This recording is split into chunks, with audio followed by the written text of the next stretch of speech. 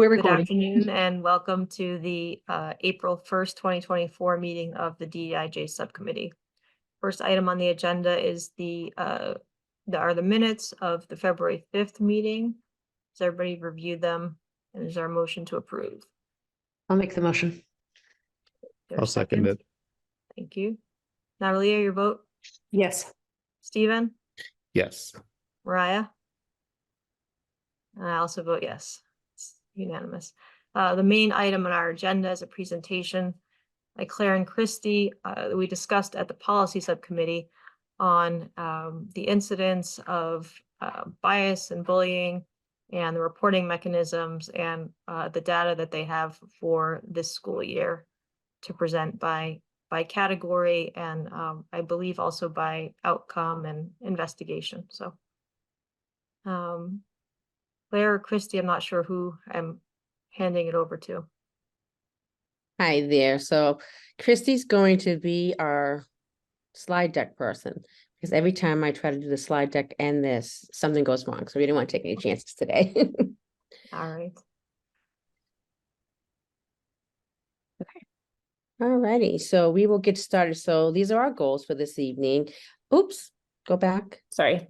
That's okay. To review and understand the PSB's definition of bullying and discrimination, review and understand newly developed incident and bullying report forms and pathways for reporting, and to unpack the data and expectation of Office of Student Services and the Office of Educational Equity. Go to the next slide. Sorry, it's having a little bit of a problem. Let me see what's going on. Of course. There we go. There we go. So here he has what is bullying, what is discrimination. So this is right from what we have on our PSB website. For bullying, the repeated intentional harassment by an aggressor. Oftentimes we know that we will have reports that someone, their child was bullied, and it may have been a one-time thing, which is really what we would consider harassment, because we know with bullying, it has to be repeated. Discrimination, any instance of unjust or inequitable treatment on the basis of race, ethnicity, religion, gender, identity, expression, sexual orientation, age, disability, or medical condition, or any other protected class. We just want to be transparent that we know that oftentimes that the bullying and discrimination will overlap. And so those are some of the things that I think we're going to discuss this evening. And this is our bullying prevention. This again comes right from our site. Just really laying out that, we are deeply committed to preventing bullying at every level. That we seek to protect and ensure the safety of all of our community members, and that we have some mechanisms that are in place.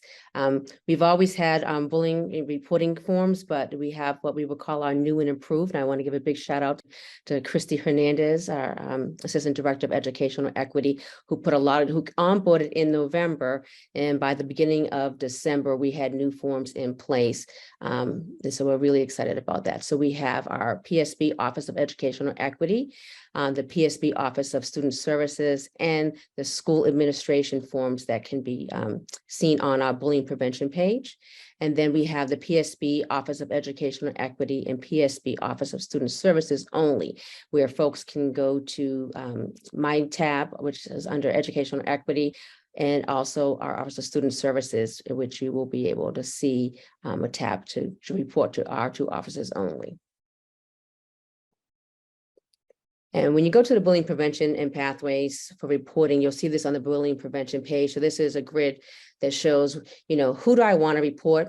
Where do I want to report? Who will receive this form and who can report? So these are all the different ways that you, when you're thinking when an incident were to take place, is it repeated and intentional harassment by an aggressor? These are the forms you would use. You would report to school administration, OEE and OSS. Christy, maybe you can click on that form on the number 1 so folks can see that. So this will bring you right to this page on the website where it says report bullying to school administration, OEE and OSS. And as you click on each school, you'll be able to go to their form. So here we have the Lawrence form. Right, and we won't show the responses, but just so you can see the actual form and the questions that are asked on it, it's right here. Claire, should we ask questions as we go, or? I would, yes, please do. Why don't we have a dialogue? I'd rather do that. Okay, so I guess I have a question on that choice of who you report to, and then how that gets tracked, and I guess it's a multi-part question. Sure. How it gets tracked if it only goes, say, to OEE or only to OSS, and then also, are there any sort of legal requirements that would require PSB to send that reporting right on from OEE or OSS? If there's Yes. it's like something that's actionable, right? Like that's criminally actionable, say, like, and so Okay, so let's go over the first form. The first form says report to administration, OEE, and OSS. So that is your typical bullying and harassment form. It goes to all three departments. So if you go back to that form, Christy, I apologize. Can you click back one? If you were to click on any of these schools, and if you have a student at Lawrence, when this form gets filled out, it's actually going to go to the building leader, and it's also going to be notified by the Office of Educational Equity, and the Office of Student Services is also going to get an alert. So all three departments, school and two departments, are going to receive that report.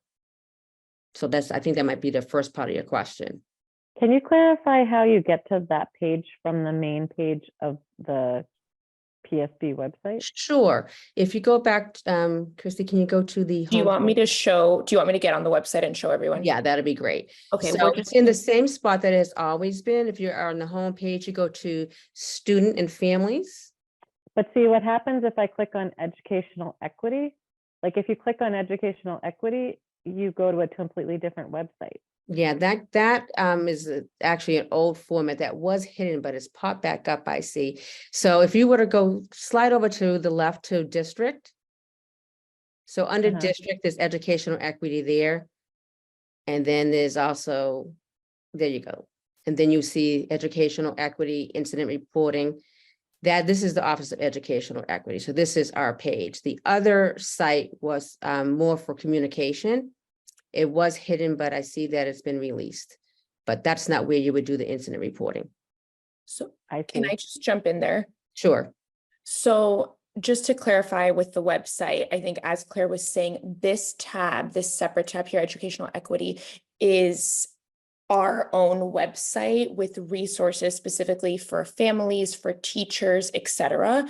And then the page that we just showed you up here is kind of like the main contact page that is for everyone. And also if we go through this students and families tab to bullying prevention, that's where you get to any sort of incident report forms. So as we shared on that table, we have all the forms here, which is the option to report to school admin, OEE, and OSS, but also understanding that some people may not want to report to their school administration out of fear of retaliation. To combat that, we have an option where they bypass school admin and report to OEE and OSS only, so that all people, children, family members, employees can feel comfortable reporting what they need to report. And then also below, we have each one defined, and we have our incident reporting as well as the bullying report. That's the grid that's actually in the slide deck. And if you go back just one more though, Christy, just because I think what may be confusing for community members is that folks may have been clicking on the educational equity tab. Is that what you're getting at, Mariah, possibly? Well, now that I've heard that it goes somewhere else, that we have multiple places that go to educate different sites, absolutely. Right. So if you go back over to district and under educational equity. Yeah, so here's every department's page, and then here's. And then you see the educational equity. Yeah, but you get why that's completely confusing, right? Right. And see, the educational equity tab was not there a few weeks ago. I see it's been reposted because we put it actually here on this page, so we wouldn't have that confusion. So I will speak to our communications director and make sure that that's removed, because I think that'll help with some confusion if that's out there in the community. And since we are having a dialogue, I'm wondering if the committee would indulge me. Could we look at, since we're on the website, could we choose a school and just look at what a community member would see if they wanted to report at the building level, or do we need to address that? I think we can go back to that. That was the original. If you go back over to student and families, and then under bullying prevention, this is where it's always been. The old form and the new improved form, and then report to school administration. If we click there again. Mhm. And then we There we have go. the list of schools. And again, any community member that selects a school, that report that they complete will go to the school building administrator, as well as myself and as well as Lisa. And what actually, that has Claire, been working very well to date. That process has worked for the responses we've received. That has been working very well, so that I can personally review every submission that is made, and OSS can OEE can as well. So that has allowed us to have more eyes on the concern that's being raised. So I have one question, and then I'm going to go to Natalie and then Mariah. Just a follow-up to what I was asking. So what happens if somebody emails you directly, Claire, with an issue, or goes to a building leader and has a conversation? What's the process in those circumstances? And then how do you make sure that you're tracking all of the issues that you're reporting to us, for example, today? So as soon as the alert comes in, myself or Christy see it, and then we respond to it. We always let the building leader know, even though they get an alert on their own, we always let them know. So today one did come in and Christy sent it right over to the building leader, and they responded already on it because they have received the alert themselves. And then if someone sends it just to our office and or to OSS, myself, Christy, and Lisa are looking at those, going through it. Typically, we always respond with some form of communication that it was received. We always want to make sure people know it was received. And if there's a need for us to reach out and speak to them, usually, you know, there's a field on there if they want to be contacted by someone from central office, or if they don't. Sometimes they're anonymous and they just have, they don't want us to reach out to them. But if they do, we always reach out and get clarification as to what the issue was. And then we do always have to go back to the building leader. But I guess my question was, what if they're not using the form? The question is, what if they don't use the form? What if they're shooting you an email, or they're having a conversation with their building leader? How is that? Right. How So is that handled? And then how is that tracked by OEE, OSS, central admin? So if I were to get an email directly, I'm going to log it in myself. And Okay. the building leaders know if they get a report. Now, we realize that building leaders are getting things all the time. People use the term bullying very loosely, but when they have to do an investigation, they will actually put it in the form. And some of the data that we have are actually from our building leaders who have entered the form, entered the data themselves. It wasn't reported necessarily by a parent, something that they witnessed themselves, or it was an email was sent to that building leader and they documented it themselves. Okay. Natalia, did you still have a question? Same question as yours. I'm sorry. That's okay. Mariah? My question was that same question, but I have a follow-up. I actually have two follow-ups too. Well, one follow-up and one separate question. When you and building leaders receive a direct email, you're filling in the form. What if like a teacher receives the report or another staff member? Are they filling in the form? Or how does, like, because there's so many other people who are seeing things and who aren't just caregivers or building leaders. So I would say that we're still in process, but we are informing that all of our teachers and staff members, when they witness something or if something is reported by a parent to them, they notify their building leader. So that's either going to be their assistant principal or the principal who automatically gets the alerts if they were folks were putting it in on the form. But we know that not all families are going to go and put it into the form. They rather homeschool connection, so they reach out. It's staff doing it. It's staff Yes, doing it. they are told to do it. That's part of the new process. I don't know what was happening before. I know in former districts that I worked in, we've always tried to make sure that folks, if something is reported to you, oftentimes our teachers and staff, you know, they're pretty competent. They can handle some of these issues on their own, but they do need to report it to the building leader. So it's actually, we can track our data. So that was my next question is this data considered the tracking source for all data? Like, is there some other place that we're tracking the data, or is this form the resource, the place where all of the reports are being collected?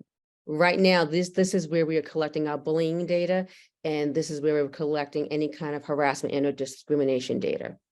And I Okay. can also jump in there too as well. So I think one of the main things we wanted to do with this system is ensure that it's automated, that it's coded that way so that it isn't open to human error. So every single time a form is submitted automatically, the way it's coded, an email from me goes out to every the building leader associated with the incident, as well as Lisa, Matt Dubois, Claire, and I also receive it as well, so that no incident gets kind of lost in the shuffle of emails or gets lost in, oh, maybe I wasn't at my computer at that point. So it's automated, that always happens. And also the data is automatically populated in each school's Excel spreadsheet of every single bullying incident for that school. So it's easily reportable and easily accessible. And it's also automatically populated in every school's Google Drive folder that is only accessible by that principal and VP. And all those incident reports live there as well, so that no matter who, so that we create a system that outlasts us also. If Claire leave, if I leave, those things will live on, and that data will always be accessible for years to come. Yeah, I think that's something that Lisa and I can both speak to, that it's been challenging coming into the district and not being able to access some data that we've had previous.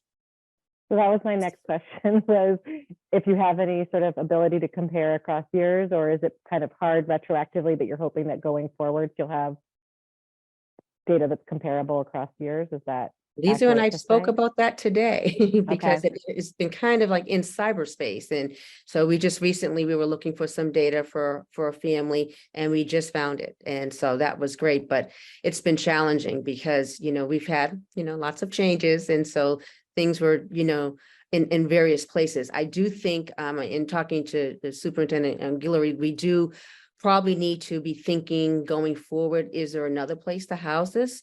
I think right now we feel this is a safe mechanism, but with transition, people coming and going, I do think we will probably need to speak with our tech team and, the folks who are handling our data right now to see what is a long-term way of trying to collect and hold that data. Christy, when you were talking about all the auto replies that go out, is there one that goes out to the person who reported it? And if so, what does that say? So right now they receive an auto reply, but it's like the generic one from Google Forms that their submission has been received. And then the investigation and the response to that comes from either our office or from the building lead. And that always occurs. There's always closing of the loop. Yes. Yes, I mean, I think also it takes a while to figure out how to code things. Now it is occurring every single time. That Sorry, personal Mariah, I didn't mean to- response is something that's different though. So the automatic replies is the submission, but typically within 24 hours, we always try to make sure that we respond to someone. So we received a response yesterday, and a receipt was sent out immediately. That's automated, but a personal response was sent out.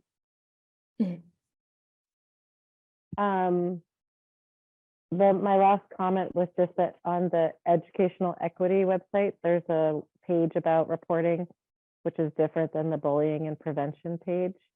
And so maybe it would just be nice to have that one link, that menu link, just funnel over so you have one place where all of this is going to. Right. I think that is the one that's just for OEE. So you're suggesting that we would have the bullying on that page as well? I would just have it go right to that bullying page, right? People can make that distinction, I guess, but without knowing that there's even a distinction, if you were to start on the educational equity page, it'd probably be good to know what your options are. Thank you for that note. We are going to have that taken down. That other link, that tab does not need I to mean, be. it's good to have it on the menu, but just have it go to the But page I don't that think it goes needs up. to be on the main menu as educational equity. 'Cause I Well, no, think- that one from the main menu should go, or it should go to your educational equity page, not just the website. Right. Right, like but then you have on the side of the educational sidebar of the educational equity page, something that says, it says, Here, I lost it now. I know what you're says- talking about. It but says incident reporting, which takes you to a different page than the bullying prevention page. Right, because there are three forms. So there's the bullying, and then there's incident reporting. Because some people are just reporting, there could be a form of harassment, a form of discrimination, and that's how they've been reporting. And some of it's been staff, some of it's been community members. Well, whatever it is, I think it should all be in one place as opposed to having it scattered on, like, not that you shouldn't link to it from multiple places, but that people should be able to understand what their options are in reporting.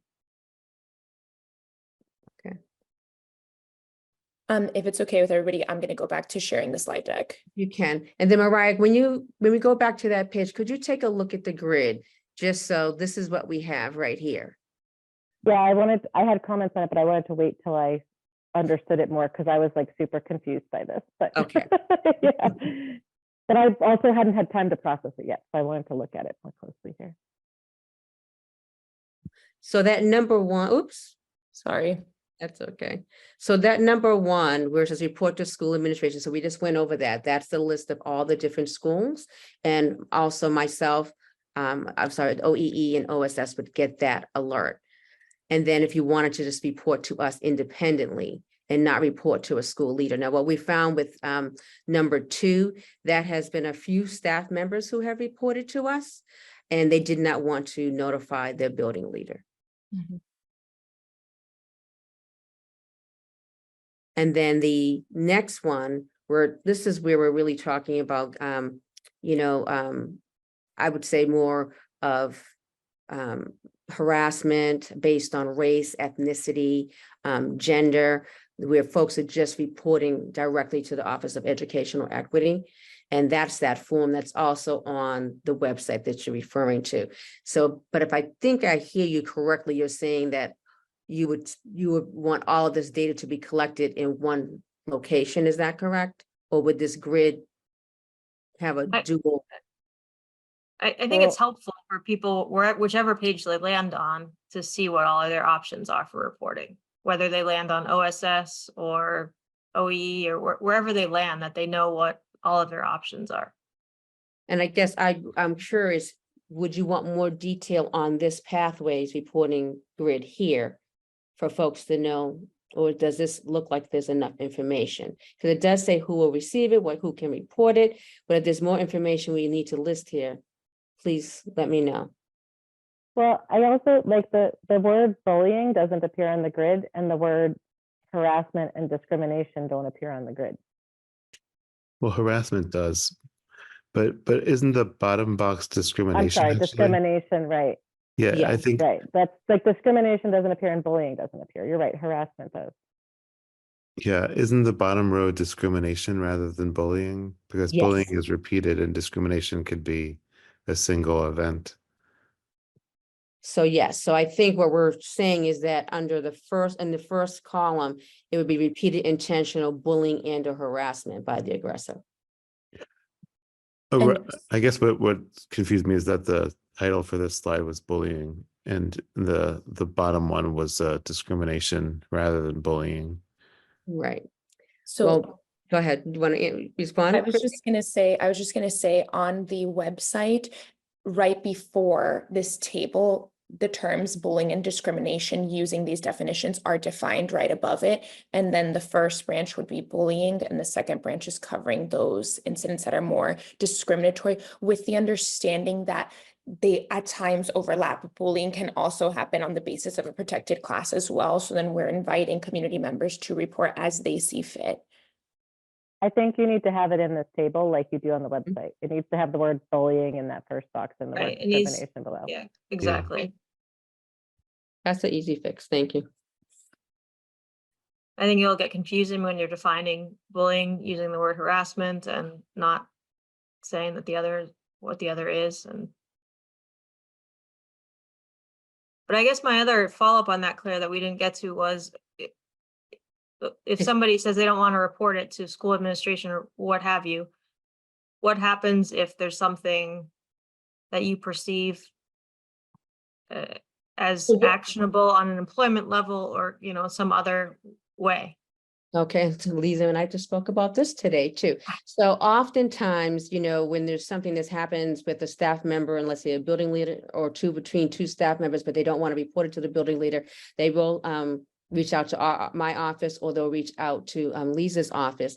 We have a dialogue about it, but typically I do remind folks that I'm not HR. So sometimes this is a conflict between two staff members or even, let's say, a building leader. And that is really moved over to HR for them to resolve that.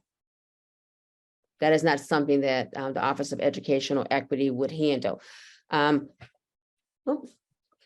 Okay, sorry, I'm coming in the clean. So that's typically how that would be handled. Lisa, do you want to chime in? I know you might have some comments about this as well. Oh, I think what you're sharing is very accurate. So if this is directly pertaining to staff, that human resources is directly involved, and we know that human resources nests with administration and finance, OSS will absolutely step in on any and all student issues. So sometimes a collaboration is required in terms of pre-investigation and then procedurally what direction to go in. If there was a staff member and a student involved, for example, but those would be procedurally how that would be handled. And oftentimes there's been situations where you have two people from the same bargaining unit that's haven't had an issue, and we've reached out to Justin Brown and asked him to please take the lead on it. Mariah? For the discrimination area, is there a reason it goes to OEE only and not to the school administration at the same time? And how is school administration looped in on an incident of reporting of discrimination? So like I said, typically what will happen is if a staff member reaches out to us, if it's just a staff member, we will have a conversation with them. We will ask if we can speak to their building leader, or we just pass it off to HR. If it's between two bargaining unit members, we have passed it off to Justin. If there's a discrimination issue, let's say a family, a community member in that way has indicated there's something around discrimination, we usually have a conversation with that.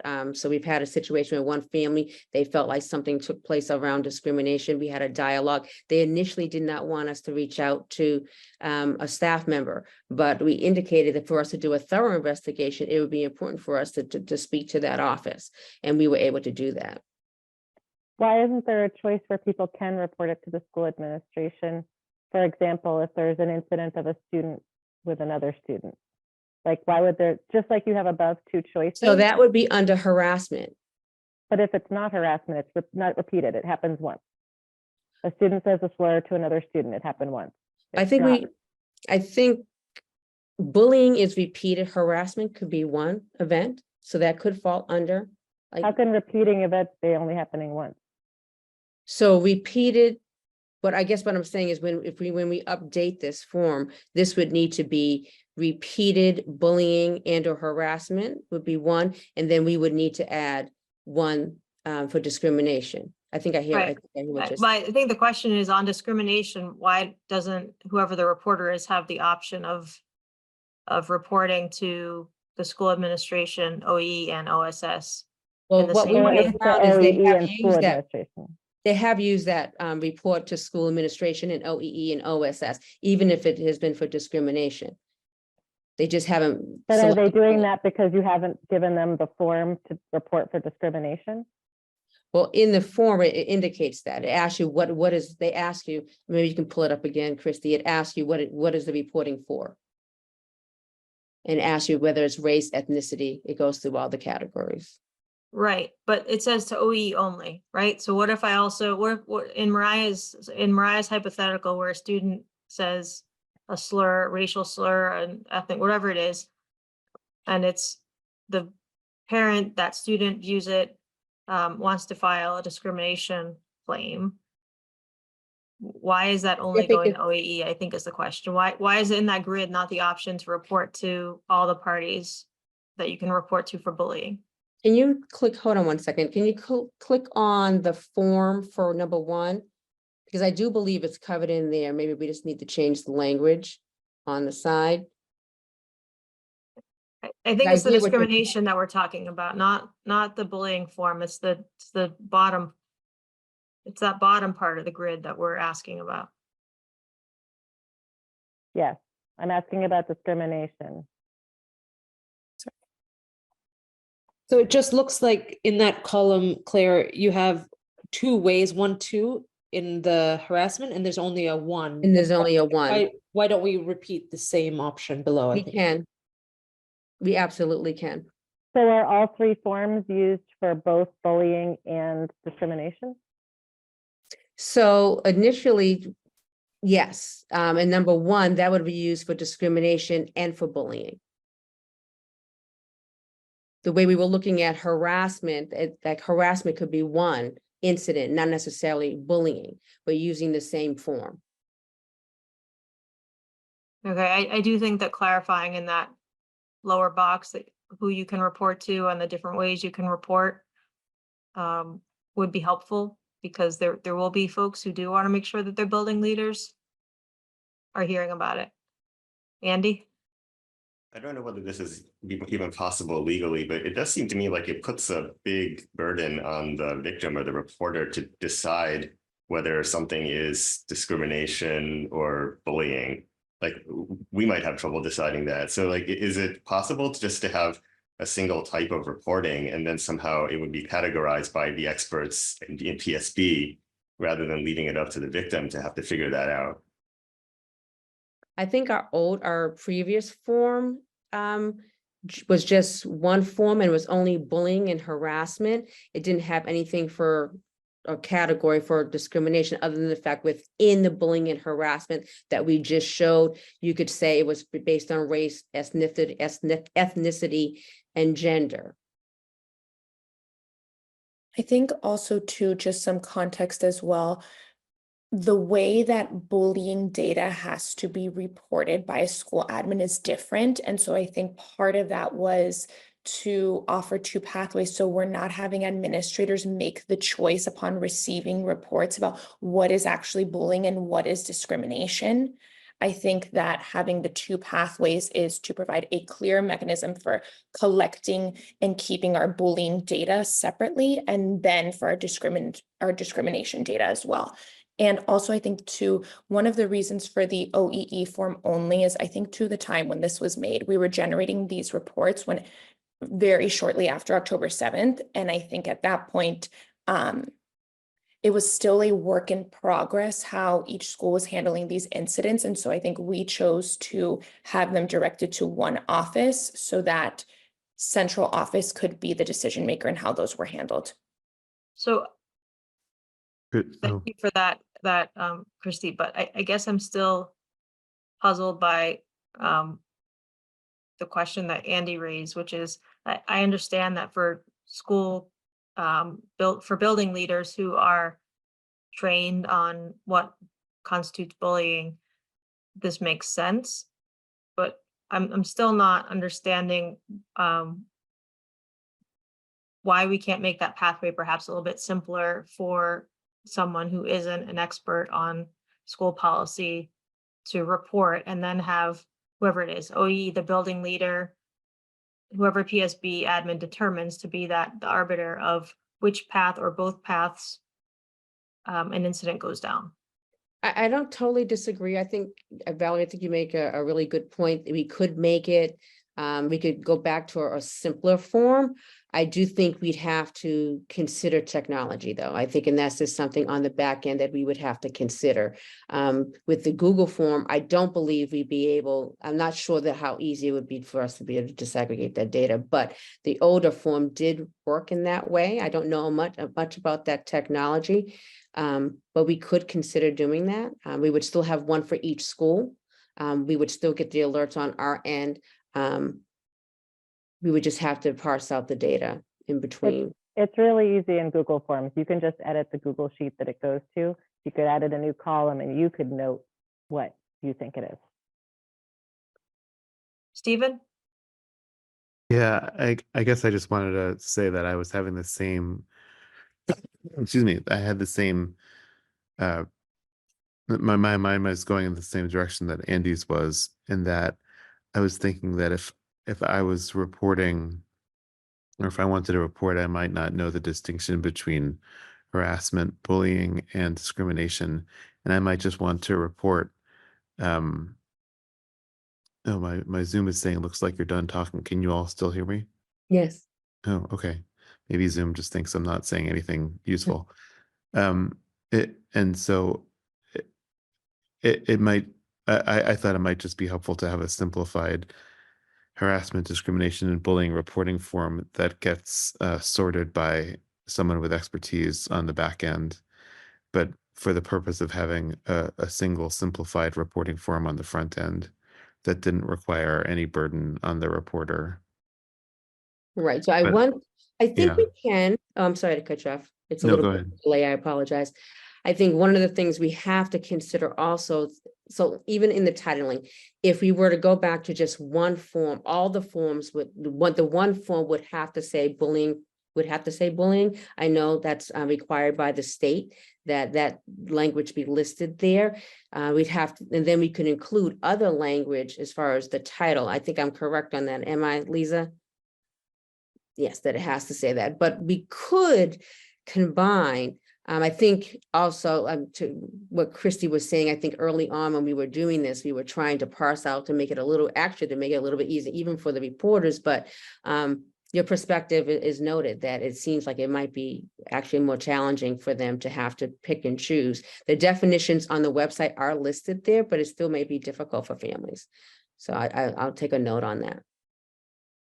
I think also it's important to note too that there was previously a report mechanism for discriminatory incidents available through PSB, but it was only hard copy. And so if we're talking about the burden on the reporter at that point, they would have to fill it out and come in person to submit that to central office. And I think when we're talking about how does that protect people? How does that create a safe environment to report? I think this is a second iteration where they can report anonymously and they can report from their own home, from wherever they are as well.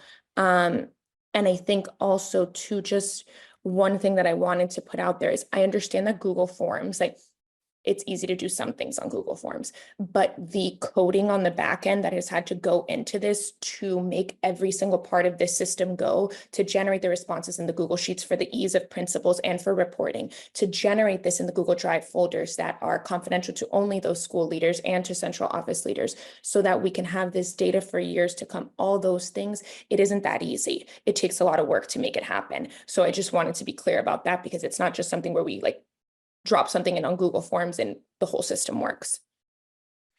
Mariah? On that point, it seems like, Christy, it's easier to have one form as opposed to having to maintain all the different coding and access on 3 different forms. And I do definitely agree with everyone who said the putting the burden not on the reporters, but on the experts.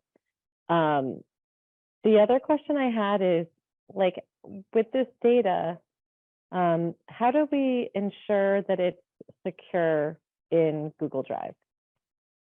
And I think that's what I was getting to. And when I said that we have talked with Dr. Guillory and thinking about, we need to start to consider another mechanism.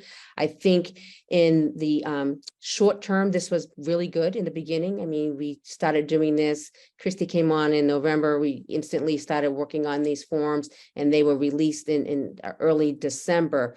And as we get into how much we've collected, we haven't had many incidents that have been reported. We have enough to manage, but as we move forward, I do think we need to have something that's a little bit more secure. What we had before, as far as reporting bullying, seemed to me, from my understanding, that it was secured. We just had no way of having access to it. So I do think we need to consider another mechanism. I don't know what that technology looks like, but that's something that we have been talking about and thinking about what we need to do going forward. So it was so secure you couldn't get the results out of it? Is that what happened? Well, yeah, I think because no one knew where it was, literally out there in cyberspace, but we were able to access a few. So going forward, we don't want that to happen. I think to what Christy was also saying, having it in one place has been great in case people do leave. But I think there's other mechanisms out there. We just have to figure that out with our team. Because it's such sensitive data. Yeah, I don't need to say anything else. Okay. No, absolutely.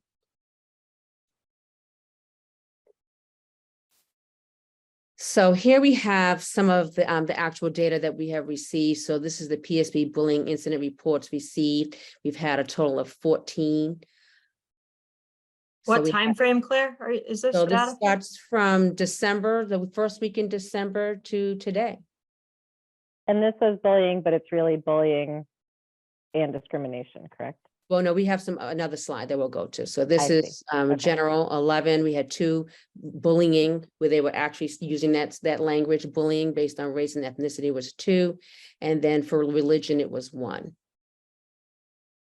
And then So can I just ask what constitutes general bullying is just targeting a student? typically, you know, what we would call bullying in regards to, you know, kids horsing around. I won't say horsing around, kids feeling as though they're being victimized like on the playground without any racial epithets or anything like that, or things, anything around gender, no racial slurs or discriminatory language. And so that we never infer or imply that based on Based race, on what was ethnicity? reported. Based on what's reported and investigated. Okay. I mean, I guess I'd be curious to understand the breakdown of the students who were bullied at some point, whether they identified as students of color, students with disabilities. The ones that are categorized as general.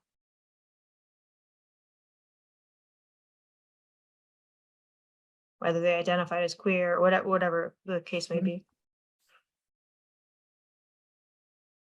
I We- think also too with general, like without breaking any confidentiality, I think in those instances, it's from reading through all the reports, it is, and from knowing the people who submitted them and the students who are associated with them, these I think are, like Claire said, it's more of those like things that occur between kids that it does not seem, and the people have named it as they don't feel that race, or ethnicity, religion, any of these categories factored into that. Who has named it? The people that are reporting the incidents or the people who are involved in the incidents, if it's a witness reporting it. Okay. We're not relying on 6th graders to identify No, whether because they're different. think a lot of no, times it's because the they're all parents. being investigated by the building leader. So again, so we would receive this report, but the building leader is receiving this report and they're doing a thorough investigation on their end.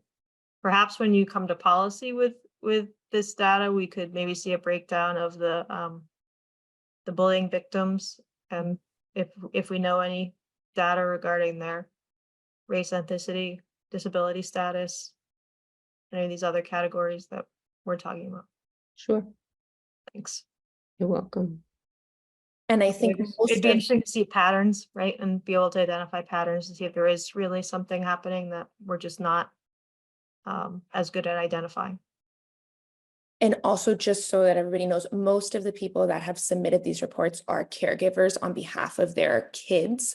So I think it's, to your point, it's not just like 6th graders or 2nd graders determining what's going on and filling that out. It's, I think largely it has been their parents labeling it as general. But I think the point is that people who are vulnerable may not be, the words people are saying to them may not be explicitly racial epithets or religious epithets, but they are still being targeted for some reason. For some reason, no, I So- understand what you're getting at. We can get that breakdown for you. Thanks. You're welcome. And then here we have the discrimination incident reports. We received 15. So 7 based on race and ethnicity, 6 based on religion, and then we had 2 other. What does other mean in this context? I mean, have you listed all of the protected classes across the bottom? Other was just in case there was something that people felt like was not included in one of those classes, that they felt they were being discriminated because of, like if people want to like size discrimination, anything like that. So it's included there. I see. Can you go back to that slide? Yeah, let me just pull it up a little. There we go. Now, would you want the same breakdown on this? I can get it. Would you like that breakdown for policy for all of the slides? I think it would be helpful. Okay, I just want to make sure. Yeah. I mean, this one, is a bit different, right? Because there isn't that general category being there's no general category that's the largest number of reports. I mean, these are fairly specific. I have to say, surprised that there's no sexual orientation, gender identity, disability, or age at all reported in that time frame. I'm not sure whether to be pleased with that or perhaps wonder whether people are reporting. And so this data, just to clarify, all of this gets investigated and gets reported back to the person who identified it. Not necessarily the details, but that it was investigated and whether something was determined to be discrimination or not.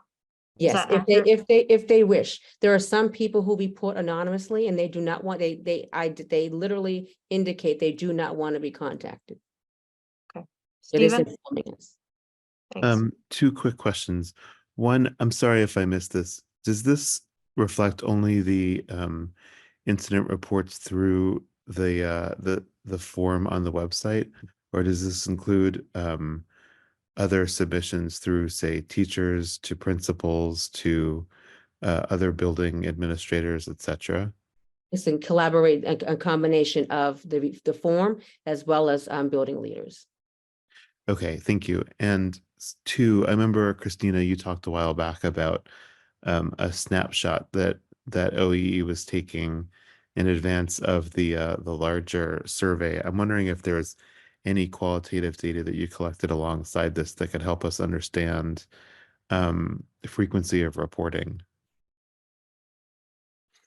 So yes, the form that when we talked about that snapshot before, that was something that went to all adults in the building. So all educators, paraprofessionals, principals, etc., for them to fill out about their own experiences with belonging within their individual buildings. So a little bit connected, but a little bit different, I think, because of course, like we want everyone reporting, especially Right. if I realize that's not quite the same. right. I think too, one thing just though, to your point, and also with what Val said, there is this question raised about like who feels comfortable to report and what are they reporting? Because is it truly, as we all hope to believe, that there's nothing happening with these, that nobody's experienced any sort of discrimination on the basis of these categories? Or is it that they're not reporting? And if so, why not? And I think that's where the next iteration of our work lies.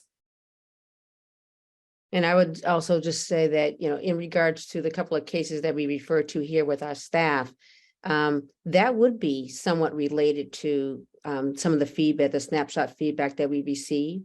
I think there's perspective on it, but this is experiences that people believe they've had.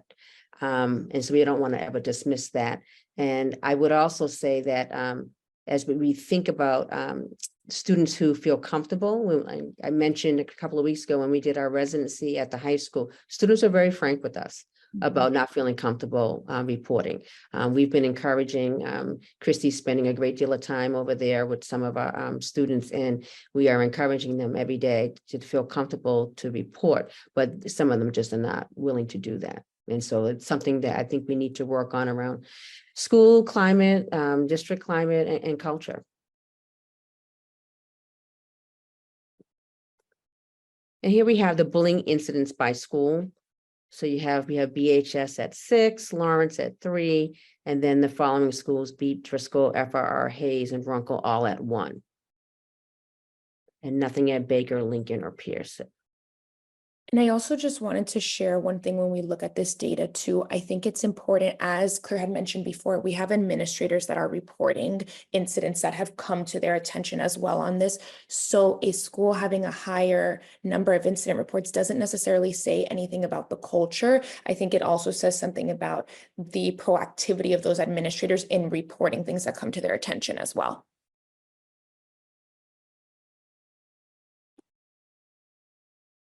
And then we have the discrimination by school.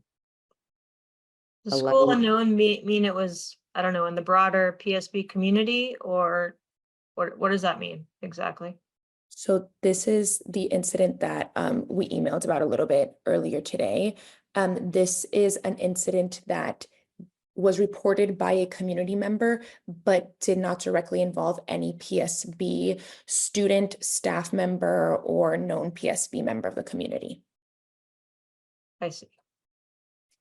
So oftentimes, if there's something that's out in the community, that's we'll get notified that this is happening, this is discrimination. It could be something that appears to be linked. So with this particular incident, there's a survey that was out in the community in regards to the schools that wasn't put out by us, but was put out by a community member. And there's some things that are on that were reported on that document that they reported to our offices as discriminatory. And then in some of the instances we've heard about, or issues that have been raised at, say, events that are happening in one of our buildings, how are those handled? Where something is reported as occurring in a building, but not during the school day? Where does that show up in this data, if anywhere? So typically, what we have received is a complaint in regards to like public forum, which is a public forum that's used like municipal folks. Anyone on this particular public forum with a PSB email has access to it. People go onto this particular site, they have goods and services, and they advertise events. And from time to time, there's been something on that particular site that someone has had issue with, and they have reported it to us. And where does that show up? I guess, is that school unknown? No, that is actually not collected in this particular data here. So how do we track that kind of issue of whether it's race-based, religion, or So I'm disability? collecting that data. We've actually only had 2. I'm collecting that data, trying to determine, do we create another form for that? Given it's something that we don't have control over, but trying to keep track of it.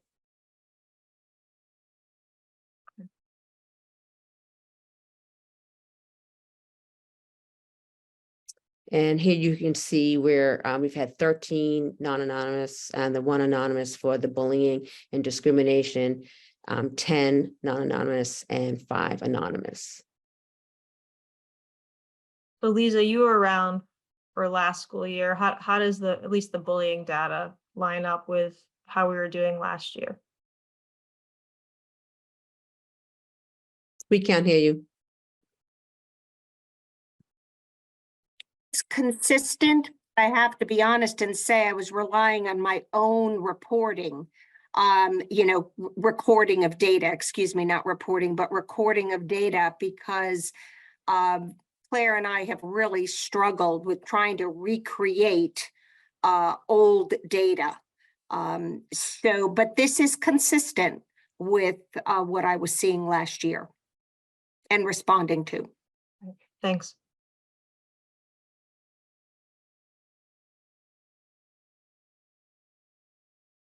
All right, so you've been good about having us ask questions along the way. Anybody else have questions? Mariah?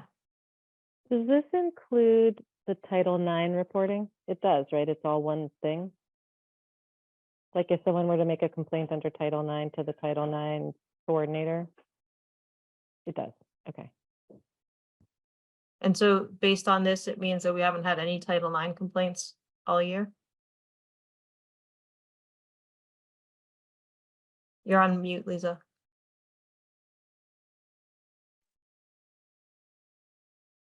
We have had only 2 complaints, and they have not been determined to be Title IX, but more of bullying behavior.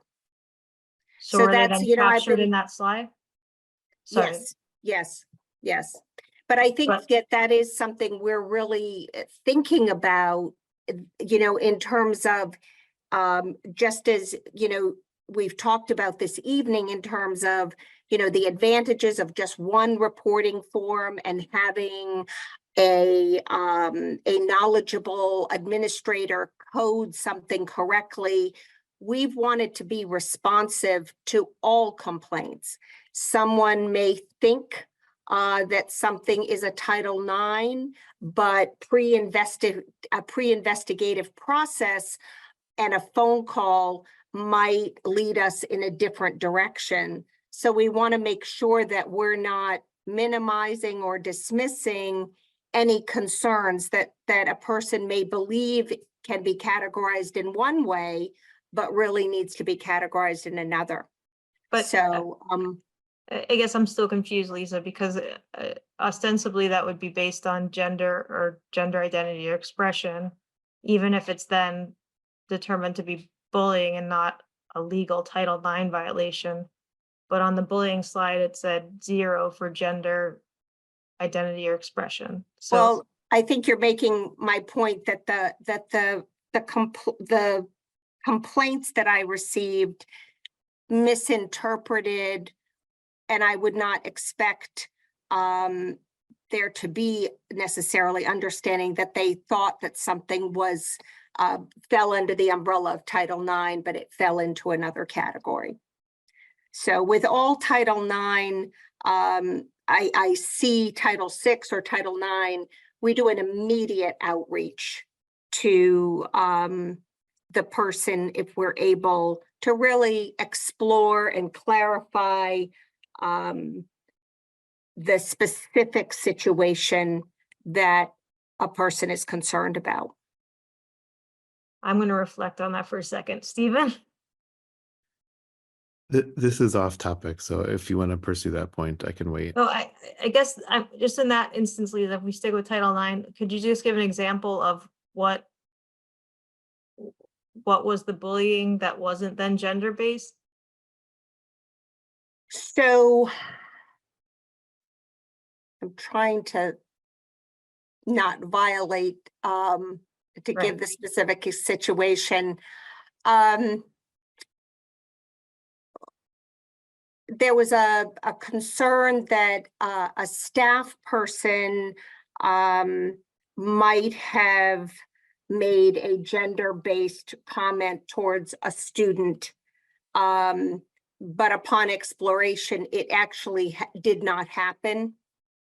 Nothing happened. But I guess, Exactly. I guess my understanding of this data that we've been looking at is that it's allegations, not necessarily substantiated allegations. Am I incorrect in that, Claire, in what we've been looking at?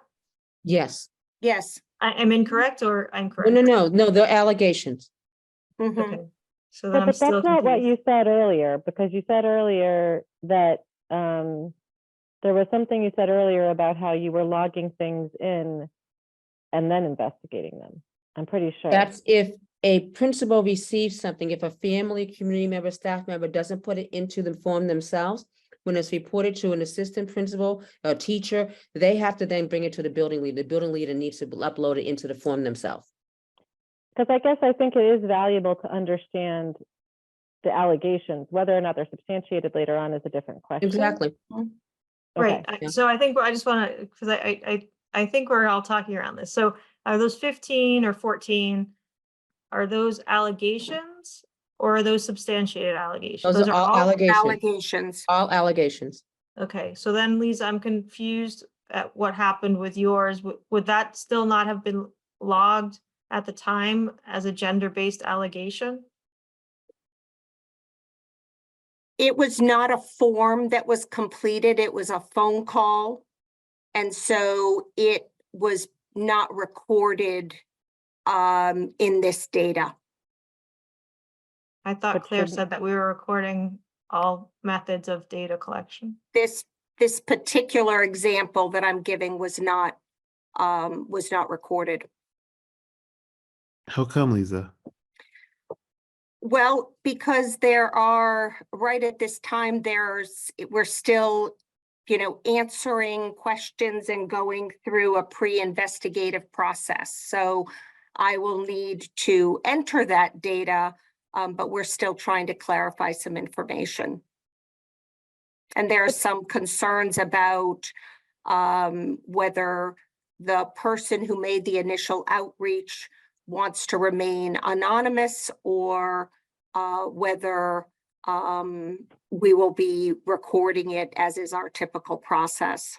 So more information might be available at But another time. isn't there a difference, like when we think about the data, there's the data of the allegation, and then there's the data of the investigation. And the allegation was a gender, and there might be separate columns in your thing that, you know, as you fill in the Google sheet or whatever your Mhm, data collection tool platform is, mhm, that say whether or not it was substantiated or not, or what you determined it to be, like, mhm. because otherwise we just have a weird mix of, we just don't have a complete understanding of what's going on, right? Mhm. Can I change the subject a little bit, but not really? Sure. To what extent do we think that staff and the community are actually using this? To what extent do we think that this reflects a complete set of data? And how are we making sure that staff and community members have access to these forms? So we've I- sent reminders out. I'm sorry, it's a little bit of a delay on ahead. my end. Go I thought ahead. you were finished. So No, we've go sent reminders out. We've expressed to the building leaders to remind staff members about it, so that they know that they can. Anytime that we, you know, Christy and I have an audience with anyone, so we're doing our residencies, we are reminding folks, as things bubble up, please feel free to reach out to our office, but also go to the main website if there's anything around bullying. So we are letting them know that we're collecting this data. You know, on the other hand, I will also say that, you know, when I look at the data, the forms went live in like the first week of December. If I look at what was only sent into us, we had 10 in December, which makes sense to me. Because, you know, at that particular time, we were still in a very high crisis mode and trying to figure out how to respond to things that were happening in the district.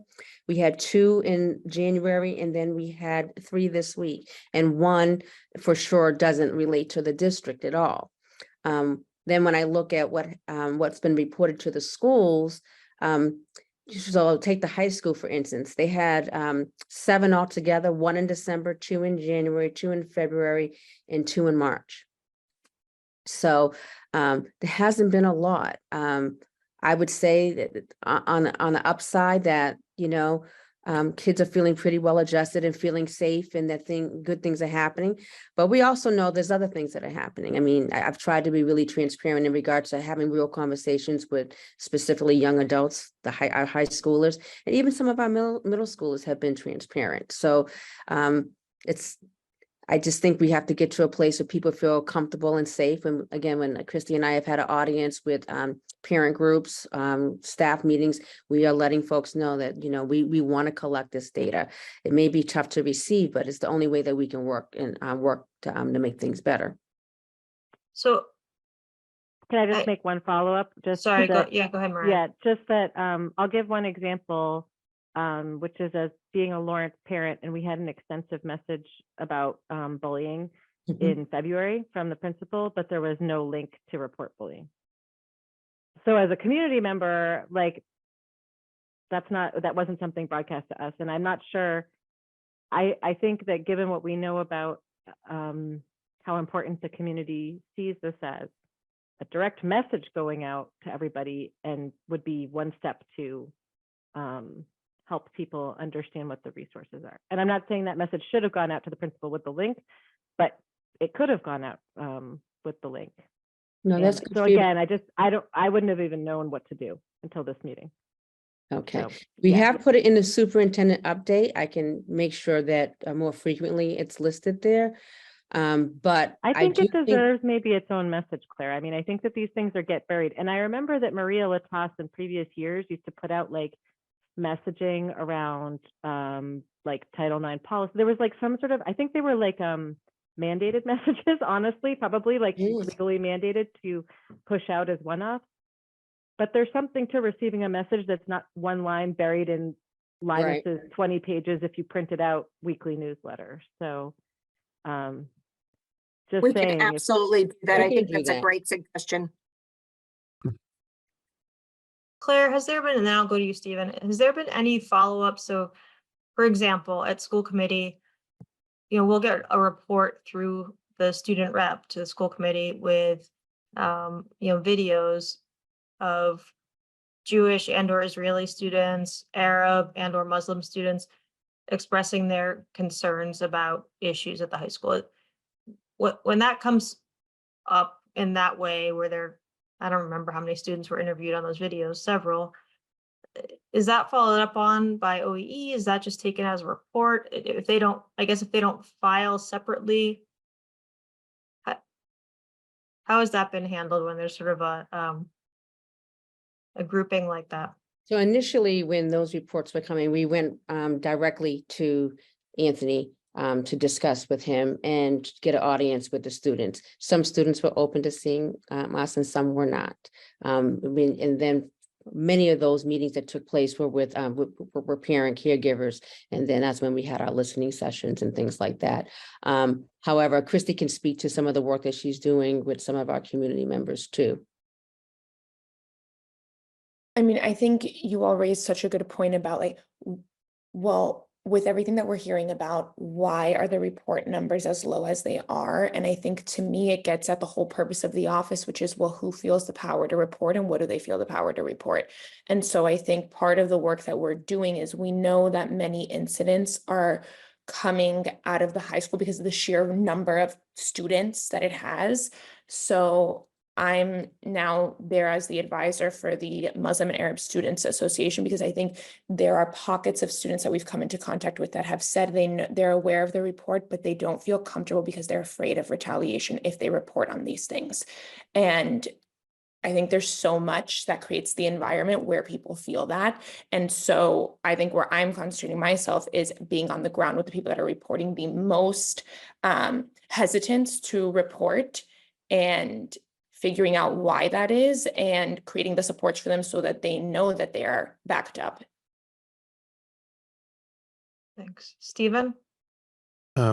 Thanks. So first of all, I just want to acknowledge that I feel like this OEE has done a lot of work in pushing us forward with all of this. Christina, thank you for creating the Google Forms. Thank you for centralizing this. Thank you for making this creating a digitized version of this. So I feel like we've been interrogating you guys, but I just want to just take a moment to acknowledge that you guys have pushed us forward. So thank you for that. Thank you. Randomly, I feel like this is one of the few areas where I have just a little bit of expertise because I've worked on a lot of programs that work with students and have been required to have safeguarding policies with those students. And it's been a common practice for our programs or for programs in my field to do two things, and they both seem applicable here. One is to have a single message to the students that we work with about what they need to do if they feel at all vulnerable or if they feel harassed, discriminated against, or bullied. And to me, that squares with Andy's initial comment that it would be simplest if they had one reporting form or one place to go. And in my mind, that means one URL that is widely broadcast. And the second is that there's always a poster or quite simply one simple piece of branded collateral that's broadly disseminated. And that becomes something that students can, it becomes part of the wallpaper, but they know where to see it if they need to find where to go to actually do the reporting. And both steps of that safeguarding policy seem like a good part of an outreach strategy. So although I think the work that you both are doing to collect specific qualitative data to help understand what are the obstacles to student reporting that I think is necessary to really get that nuanced view, I think there are also just some good practices that could overcome some generic obstacles, like putting out posters in all the schools saying, are you being harassed, bullied, or discriminated against? Tell us. Go to www.brookline.gov/report-PSB or whatever the URL is. A single form, maybe on the form it says something about the kinds of harassment that person might be engaged in or not. depending on what you think is best. And maybe that's coded in the back end by an expert or not. But that there's a simple reporting opportunity, but that the person just knows it's easy and anonymous. And the real critical thing is just to get the data. And what we do with the data is the next step. So I think that outreach step would be really behoove us to step up right now that we've taken that first step of digitizing this and starting to be more aggressive about collecting and pushing out an information form. So those are my thoughts right now. Thank you so much. I like that idea, the poster we can do it with a QR code, make it Yeah. very simple for students. Yeah, and usually there's been some arresting graphic, nothing explicit, just Mhm. something that has like a picture of a kid in a room, or just something that shows that that the kid is somebody that the kid can relate to, or something that, and they go to a place and they could do an action, and that's it. And there's one place to go, and that place is constantly repeated. Okay, I'll stop. Thank you. Thanks, Stephen. Other questions? I Thank you, just want to Karen, endorse Christy. that idea and endorse Yeah. putting it places like inside bathroom stalls, or you know what I mean? Like we have those forms in all of our bathrooms at work, and it's very effective to see them in those kinds of places. So Yeah, I agree. I endorse it as well. And I think that everywhere, right? Gymnasiums and places where students are changing and, whatever it may be, that they're in locations that where students will find them and where they may have a little bit of privacy to look at it. Any other questions? Thank you, Claire and Christy, for this. We had public comment on the agenda, but I asked Betsy just before the meeting and nobody had signed up. Is there anybody in the attendees who wishes to make public comment? If so, please raise your virtual hand.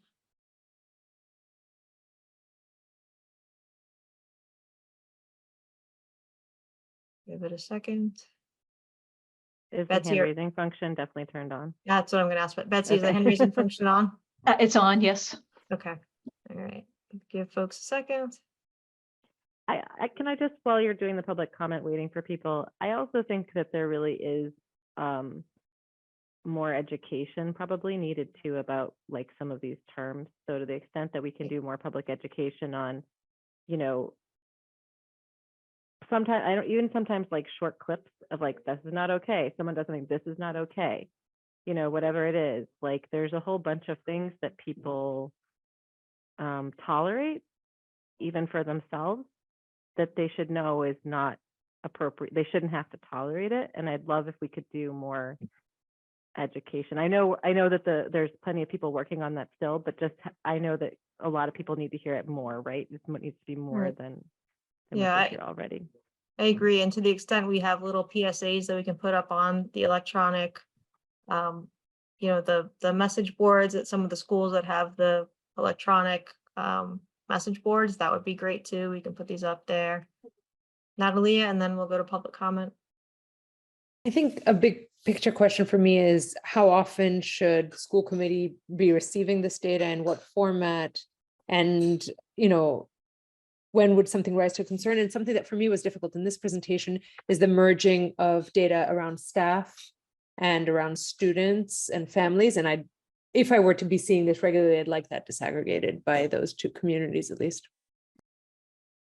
That makes good sense. Do we have a policy on this? I thought we did have a policy on seeing this data, or is it not a policy on this? It's some other. It's a policy on the hiring data, on the retention. That hiring. one is once a year, but we don't have data on or we don't have policy on harassment reporting. I'll check with David. I actually think that there is something. I think, Yeah, but that's it what I might only thought. be, but it might only be annual. So I think if Well, we want annual would be like, yeah, I believe it's annual. And right, and so once we have this collection mechanism going well, with you able to access the data, we'll be able to do that maybe on a school year or July 1 to June 30, or however makes sense for reporting purposes. I mean, I'm sure that, again, when you come back at policy, David will know what the date is in the policy that is set out there. Carolyn, Betsy, can you move Carolyn Thal over, please? Thanks. And you'll Hi. have 3 minutes, Carolyn. Hi, Oh, go ahead. sure. Thank you. You're muted, Carolyn. She's rejoining now as a panelist. Okay, great. Thanks. Hi. Carolyn Thull, a town meeting member. Thanks for all this information, which I admit I'm sort of peripherally listening to, but I like to try to tune in. Just going back, if someone wouldn't mind clarifying, there was a moment a while ago where two things were noted. One reported, one not reported, and one was described as something, I think, that didn't involve a student or a staff or a parent and didn't happen in school, but it was reported, and then something to do with an email, or you didn't say email or Facebook, I don't know what, but it's some kind of electronic communication among staff, and there was a complaint, and that wasn't reported. So would someone mind just kind of clarifying there a little bit, kind of what, if it's not sort of an in-school, what gets reported or counted or addressed and not? And also the addressing question, like, and just forgive me if I'm really naive about all this, but that's why I'm asking. Like, so sometimes you just want to report something, even if there's no mechanism for any kind of addressing, like if it's out, has nothing to do with school. So just, I wouldn't mind a sort of review on that, if someone doesn't mind. Thank you. I'll take a stab at it. So in regard to the forms that we have online, they are for reporting any kind of incident that takes place with a student, community member, and or teacher or staff that are related to the schools. So for instance, even if something were to happen on a playground with two students or something like that, we've had in the past, someone's reported that, like after school on the way home, they see kids fighting or something like that. And it's a bullying situation. That's something that in the past has been reported, has not been reported this year, but I know has been reported in the past. Something that we typically wouldn't do a full investigation on is we have recently received a report that came in. It was a report in regards to a online survey that was put out by a community member that was in regards to the schools, not a survey that we put out. Somebody then made some really inappropriate comments, like horrible comments on that particular survey. They reported it to us for us to investigate. We don't have the purview to investigate an outside survey. It wasn't our survey. So that was something that came in under the unknown. I'm not sure if you had a chance to see that slide. That was the unknown document piece.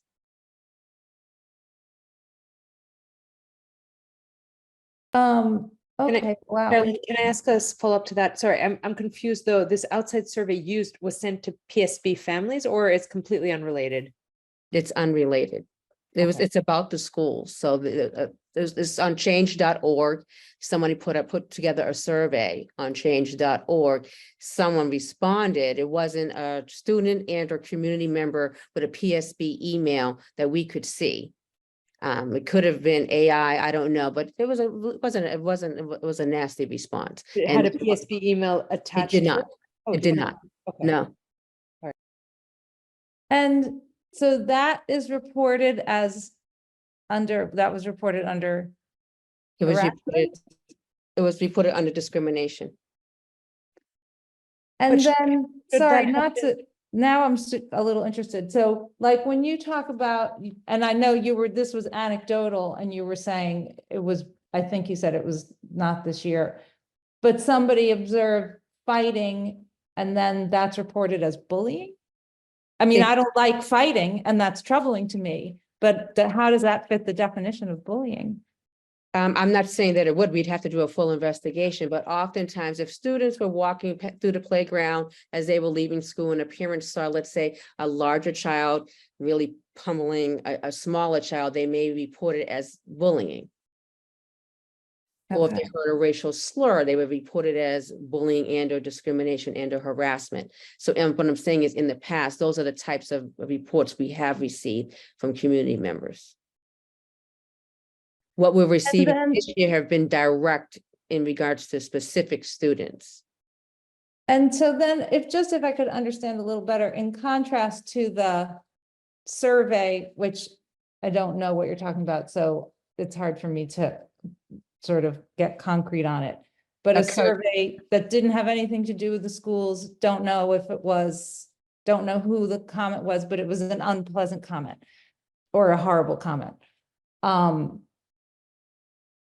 Then if you could just contrast that with what you described that wasn't reported, that I think you said was staff advertising events, and that was reported to you, but not reported, but not noted. It's not noted. We definitely recorded it, so I have all the information. It's not recorded in the discrimination data that was presented this evening. So if you don't mind me just sorry. asking, how is that not, and then something that didn't have to do with anything that is connected to the schools is? It was not. So for clarity, the situation with the online survey, that was not reported. Somebody put it in, but we didn't put it in. So what I'm saying is we opened it up. I'm community sorry, I member- understand. Okay, Okay, so you were reporting on what was reported to you yes. online. Yeah. Thank you. I'm Yes, so so- sorry. Now that's completely clear. Okay. Apologies. Okay, Sure. I promise to pay much closer attention to the whole meeting next time. Thank you. You're welcome. Thanks, Carol. Just so to reiterate, this is comment period. So Jesse, we're gonna pull you over and give you 3 minutes for comment.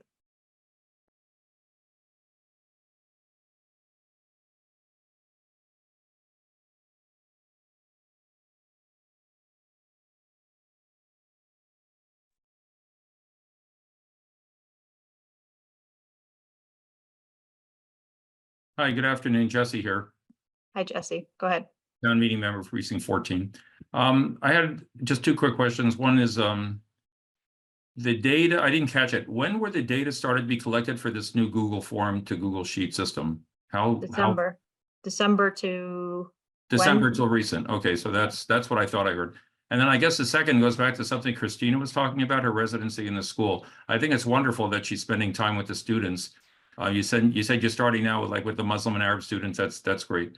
I guess my question was how, I mean, this is not only to you. I mean, it just needs some thoughtful response from all of us, I think, is how can we make students more comfortable to talk about what they're experiencing so that the data that we collect with the system you've put together will better reflect the school culture, what kids are experiencing? I mean, I think that's an incredible question. I think it's the thing that we ask ourselves every day. And I think we are kind of attacking that from so many various angles. The piece that I can speak to, I think, is number one, is getting into the schools and having a presence there so that the kids feel comfortable to report those things, also the families do. And so the administrators and teachers actually feel comfortable to tell us the things that are hard to say to us, the things about like, where do they feel that they're falling short? Where do they feel that they need help with setting the culture in the school? And what practices do they need help and training on so that we can actually create that environment for every kid at every school? To that point, I think one thing that we're doing is I've started to take from all these incident reports and also from like informal data from teachers, from principals, et cetera, the main incidents that keep coming up, right? Like the things that we're hearing across the district, like it's these things with these slurs, it's these things, and then creating videos of how I would respond to each in the moment as a teacher and making those resources available to teachers and administrators and presenting on them at the schools. Because I think that's the first step. We have to, as adults, we have to be able to talk about it so that we can even begin to create an environment where kids can talk about it. So I think we're really focused on the creation of those materials, the videos, as well as written templates that teachers and administrators can refer to communicate things that are hard that happened in the classroom with families, such as when a student or if a student says this during class, how are we communicating with the offending student's family to ensure that we're creating a culture of accountability in all schools and that we're closing that loop so that this actually stops happening? Thank you. That's an amazing question. Thank you. Can, Thanks, can I Tracy. just say that I think the work of getting kids to be trusting about reporting isn't really about reporting. It's about having them find safe adults in school, and that's work that's very separate from bullying, harassment, and discrimination, and that goes on. That's a culture challenge, and that's the initiative of individual educators in the building, and the extent to which that happens is the extent to which that question is answered, and there's always going to be a significant extent to which it is not answered for some students, which is why I think there needs to be a clearly demarked space that is anonymous and that is safe and neutral for students to report, because I think for many students who they will always feel vulnerable after having been harassed or bullied or discriminated against, and that's why an anonymous reporting form, excuse me, that's clearly made safe, that's clearly shown to be a safe place for reporting, there's really not a substitute for it, and that's clearly shown to be independent of the school itself even. Well, separate but related, Stephen, right? When our data shows that students of color are far less likely to identify an adult, a safe adult in their school. So, But my point is that it has to be independent of the school. So they have to see the form as a place that is not going to be adjudicated by the school, but some system that oversees the schools. Like super neutral outside the school. Yeah. I mean, to the extent the problem inheres in the system, then that's a problem that is going to remain a problem. But I think if some students feel that they are appealing to oversight outside of the school, then that will be felt as a more neutral space. Mariah? On this point, I think that another opportunity for partnership, if you're not already considering this as you get out the word, is some of the student groups at the high school. I presume you're already partnering with them, but to the extent they can also help you to get out the word to their members and to other students about this opportunity, or even themselves be reporters for their peers who may feel more vulnerable, that would be a great opportunity too. No, it is a wonderful opportunity. I think the residents have proven to really give us a lot of information about student experience. And, students also often take the lead on a lot of this work. And I think, really trying to give them the time and the space to actually lead and tell us what they need is what we're trying to do. I think Christina's doing a great job with that, trying to partner. Bandwidth is an issue. I want to be transparent about that. There's only 2 of us. And so as we consider we're coming to the close of all of our entry findings and really putting together a solid, what we would, call a roadmap of how we reimagine the office.